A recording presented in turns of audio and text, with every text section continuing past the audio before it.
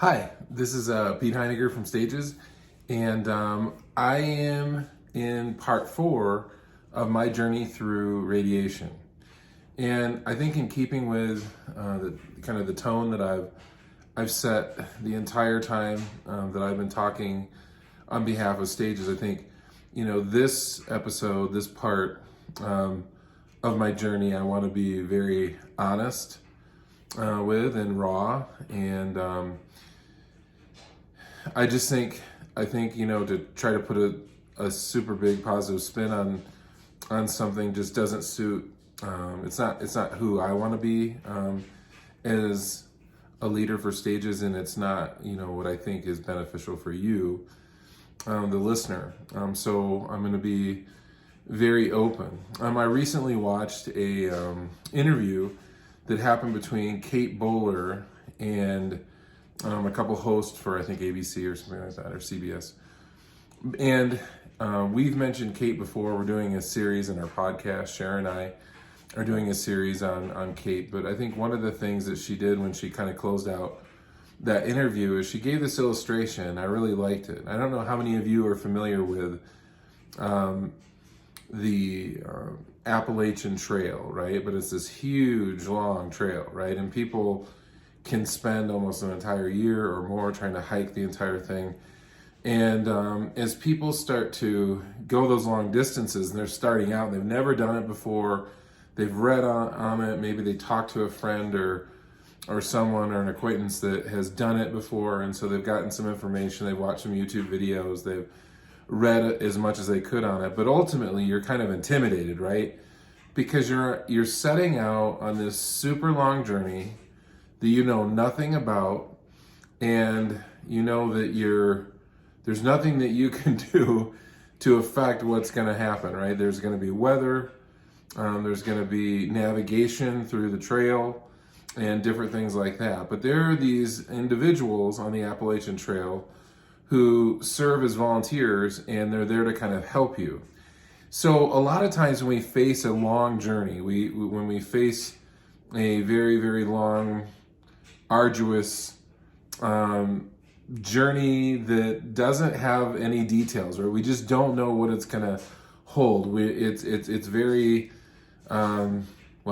it's the unknown, right? We're going into the unknown, that we sometimes over prepare, and that's true of people who start their first time going to hike the entire Appalachian Trail, is that they kind of overpack. So at one of those first checkpoints, the volunteers, one of the first things that those people say, and I think Kate did a good job of illustrating this and bringing this to the point, which is you're asked just what of your burden, that you've been carrying, do you think you could put down? What do you think you could let go of? And so I kind of wanted to use that as the running illustration when I talk about radiation and the side effects, because I went into radiation, as you saw in part 1, without any knowledge of what it's like. I had a bunch of preconceived ideas. I'd seen people go through it years and years ago. I'd heard stuff. You kind of conjure up images of what it's going to be like, and then as you kind of learned in part 2, you kind of consult with your cancer team, your oncology team, and there's some risks when you stop chemotherapy and you decide that you're going to do radiation, which means time off from chemotherapy, which means time off for recovery. And so again, it's kind of like that Appalachian Trail. There's all of this unknown, and you're making the call, and it's not a small thing on the line, it's your life, right? And so I don't want to candy coat radiation from that standpoint. So there definitely is a lot of fear going into it, and so then you sort of start to pick up and carry things. And I think what I had to learn is, what could I put down of those things? What could I hand off? What could I just put aside? What could I give to God? What could I share with a friend so that I could handle what we're going to talk about today, which is the actual side effects. So when you go into treatment, as we talked about before, there's really no pain associated with treatment. And really, once you get through kind of the run through and everything like that, it's really 5, 7, 10 minutes of your time. You're kind of in and out. At least, for what treatment I had. Every cancer is different. Every person's radiation treatment is going to be different to a certain extent. But for me, it was really quick. It was in and out, and I was out. So there's no pain during that session. The pain started to come probably about 4.5 hours after my first treatment, and I would liken the pain to like sunburn on the inside of your colon. For me, of my colon, and pretty severe sunburn. And what was associated with it is, of course, like, because you use your colon every day, and you're trying to eat food, you're trying to stay, sustained, so to speak, but it's very painful to eat food and then pass it through that painful area. So with kind of sparing you any like nasty details, I just want to say that it was just excruciatingly painful, if I can say that. It's just, and each day it progressively got a little bit more painful, and you felt doubled over. You were tempted to try to avoid going to the restroom, which I'll tell you, don't do that. I did that, and then it just leads to like a constipation or something, and you just get through. You end up having to endure even more pain. And so that's not anything that you want to go through. So just try to be as frequent as possible, even though it's painful. It's better to do that than to go through more pain on the other side because of something like constipation or your system getting all locked up. The other thing that I felt was an extreme set of fatigue, like unlike before that I'd ever had. I kind of had a approach each day I kind of learned to approach it in sprints, if that makes sense. So I could get up in the morning. In my morning, I was energetic. I had a lot of energy, and then I could hit kind of, mid-morning, kind of that 10:30, 11 o'clock in the morning, and I could start to feel the fatigue set in. So somewhere between 11 and noon, I would go to lay down. And I have to be honest with you, in the first opening days of that, I laid down with just like, hey, I'm just going to lay down for an hour. I'm sure I'll just wake up. And the first day, I think I lay down and I was down for like 5 hours. And so I guess I needed that. And so I'm glad that I had that ability to do that. But it was also surprising, but not in a good way, right? I'm not a guy that likes to sit around. I like to get stuff accomplished. I like to do things and move things forward. And so if that's you, I just want to tell you, like, just prepare in your mind ahead of time that you're gonna go through radiation, and you're gonna have a few weeks of recovery, and fatigue is gonna be part of that. And if you don't watch it, if you don't rest the first few days, then it's gonna just pile up on you, and eventually you're gonna be kind of out, for an entire day, because you're just not gonna have any strength.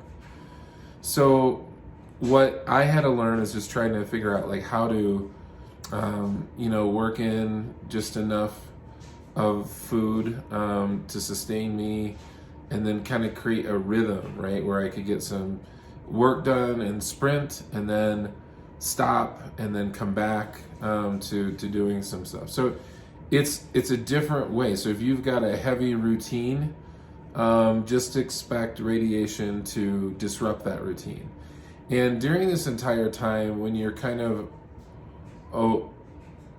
awake, you're going to find that the more that you sit, at least with colon cancer that I have, where the radiation was there, the more that I sit and try to get work done, that also increases the amount of pain that I'm in. The more that I could maybe walk around, the more that I could maybe lay down or kind of recline, but take the pressure off of that area of my body, then it was a lot better off for me. But that's another factor that I want to tell you about, because the more I'd sit in a chair and try to, edit video and do some things for stages and reach out in communication to people and whatnot. As the more that I did that, the more pain I was really kind of putting myself through. So that was another thing, that kind of pain increased if I just sat, even if I was in a really comfy thing, even if I had like a cushiony pad, it really didn't matter. It was just that sitting in that form. So the more I could get up and walk around, or the more that I could lay down and kind of take the pressure, that actually worked very well. I think with the pain, I would say by the second week, or so I had the week of treatment, then I walked into that second week where it's just your kind of first week of recovery. I would say that the pain continued to increase in nature. It felt really raw and very painful. Just basically, if you did anything, if you drank a cup of coffee, if you drank a glass of water, if you ate just a little bit, you could expect that within, I don't know, maybe 5-10 minutes, you would start to feel pain associated with that decision. And so, you can develop a level of just wanting to avoid food altogether. The week of recovery, the first week of recovery, I also went through a bit of nausea, so that didn't help because I felt like I didn't want to eat. I wanted to avoid eating, but then when I avoided eating or ate too little, then you start to feel like you're sick and you're going to throw up, and so you just have to balance all that. And this is just me. This is how I try to live my life, and I'm not saying that it's right or wrong. I'm not really I think it's really up to each individual on how they approach this. But for me, I don't like to kind of pass on how I'm feeling to others that may have to. It makes their day harder, if that makes any sense. And so I think one of the things that was also a side effect of all of this is just trying to put a game face on and being happy for those people around you. And of course, you're always going to field the questions like, how you feeling, how you doing? That's just kind of part of the game when you're, facing cancer and you go through treatments like radiation. The first thing somebody's going to ask you when they know you've got the radiation is how you feeling, how you holding up, and you're going to have to answer that. But I chose to game face that a lot. Because I didn't see any value in it. If it was mental anguish or spiritual anguish or something, I feel like you should open up and share and let somebody carry that burden with you. But there's really literally nothing that anyone around you can do to stop the physical pain that you're in. So, the more that you can kind of just, I don't want you to feel like you have to do that. That's just something I chose not to be always wincing and and in that. I did that when everybody left, like when I was by myself, right? So it wasn't that I wasn't doing it. And you got to feel okay with that. And if you can't mask it or you can't hold, don't put that pressure on you. I think that's one of Kate Bowler's biggest encouragements that I think is true, is that you've got to feel okay and release yourself. One of the things that you can put down on the journey through radiation and through cancer treatment is it's okay to feel like crap. It's okay to have tears in your eyes. It's okay to do that. So I'm certainly not saying, hide it and gut it out and try to fake it and make sure everybody thinks everything's okay. I am just saying that sometimes less is more when you answer somebody. So I try to be as honest as possible. It's rough. It's tough, right? Somebody asked me how I'm doing. It's not a picnic. I wouldn't recommend it. Like, this isn't something that you want to do for spa treatment. Radiation is something that you'd like to avoid, like if you can, your whole life. You don't want to go through it, right? So you can keep it short and pithy and stuff like that, but I'm just saying, to go through all the details with somebody was just a personal choice that I chose not to say. I think it's totally fine. I think sometimes you have those morbid buddies, you're like, oh, give me all the sordid details of your treatment. I guess that's okay then. But I just wanted to say, like, I didn't always share that. I just try to give short answers when it came to that because there's just nothing somebody can do, right? You're just going to have to kind of get through it and recover. So that kind of is another side effect, is there's still this added pressure that kind of comes on with the whole battle, the long journey thing, where you have this mental, spiritual exhaustion that gets to you because you just think, how much longer? How much more? Like, this is really hard. And there's no end in sight. Like, I had somebody ask me, like, well, when does your chemo treatments end? 22, 21, whatever. I'm like, I don't think they will end anytime soon. For the foreseeable future, as far as I can see, I'll probably be doing chemo all the way through 2022. Well, think about that when I say that. I just did chemotherapy starting, in 2020 and going through 2021. So that's kind of the difficult thing, right? Is I've been doing it for a year, and now I'm going to add another year, right? And I think there's a part of that I just want to be open and honest with, which is that gets exhausting when there's chronic pain every day. So chemo you kind of get used to, and it isn't always painful, and you can kind of have that week on, week off kind of thing. And for me, I got used to that rhythm and could do okay most days, most weeks. But when you go through pain every day, like every day starting with the first day of radiation treatment through your 2 weeks of recovery, that makes that mental challenge harder, because you're just reminded, and it's not just every day, it's every time you take a drink, every time you do something, and it's just, it can take its toll, right? And so the more I think you can have friends come and try to take your mind off of something. Tonight I'm going to go hang out with my buddies. I'm going to go to some place where I can't, drink any beer or anything like that with them, but I'm going to go there and I'm going to have fun with them and enjoy myself, even though I can't eat very much and I obviously can't drink beer. But I'm going to go hang out with my pals because it's a good time for me just to get my mind off of everything else and not talk about the challenge. And so I think that's super important. So I would just say that, my experience in radiation, as far as the side effects and things go, is, and just kind of the physical challenge, is the pain that gets increasing, the pain that increases when you eat and drink.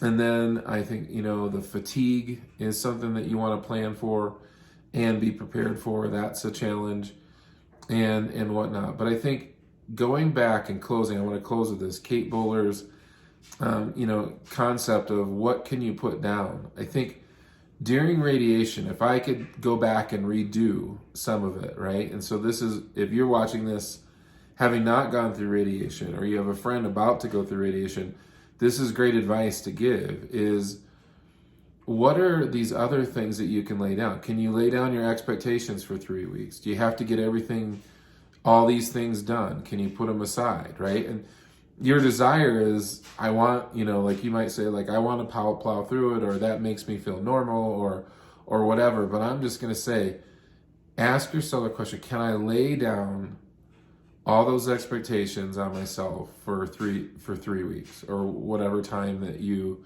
are going to go through the radiation, the recovery time that they have afterwards? Can you just hit pause on accomplishments and things that you just want to gut through, right? And then I think you have to think, like, what are some areas that you're really feeling are your role? Maybe you're a dad, maybe you're a mom, and are there ways that you can give yourself a break there in that category too? Can you not feel guilty if you can't go, like for me, it was hard because I had a daughter who was on her break. So during my 2 weeks of radiation, she's on break and my wife is working full time. So I had to face a lot of guilt early on, because I was like, I want to take her to the mountains. I want to go camping with her. I want to do all these special things with her. And yet, like, I can't. right? And so I think those are harder ones to lay down, but you really, if I could just encourage you, it's okay. My daughter will understand that was true, and she'll understand that, and I there's nothing I can do about it, and so it's something that I have to lay down and I have to put down, and so that's extremely hard. I have to tell you, like it's, but I'm gonna tell you, hard. If you're one of those people that likes to fight, one of the best ways to fight the actual tough thing to do is to give yourself a break, to give yourself some slack, because this isn't a picnic and this is hard, and your health long term is going to depend on how you take care of yourself now.